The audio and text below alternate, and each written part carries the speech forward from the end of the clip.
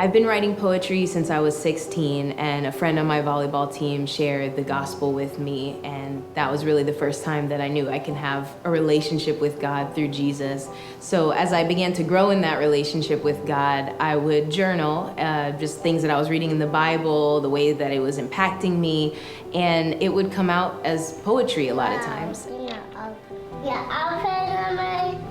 In 2015, my husband John and I found out we were pregnant with our first daughter, JL, and I just remember having a really hard time seeing that pregnancy as a blessing. It came a lot earlier than I expected or really wanted in our marriage, and yet by the end of the pregnancy, or near the end of the pregnancy, through different health scares that we had, God had really worked a ton in my heart to see this pregnancy and the gift of motherhood as truly a blessing. I was just spending time in prayer, and in my prayer I was just remembering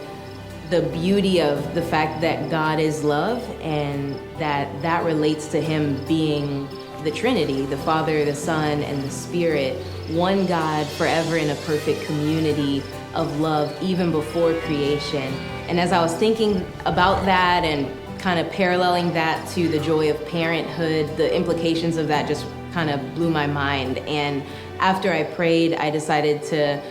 write down a poem to kind of process what I was thinking. And out came this poem that I decided to call Love Made. I wrote Love Made as a poem to my daughter when she was still in my belly, and I just never imagined that 3 years later she'd be able to hold it in her hands as a children's book and see the beautiful illustrations that Scotty made for the book. In my opinion, the best children's books are the ones that both children and adults alike can enjoy. So that's my hope for Love Made, is that whether you're a parent, not a parent, whether you're a child or not, that you'd be able to pick up Love Made and begin to think about how to center your identity on being loved by God. That's the biggest takeaway I want people to have, is that you are love made.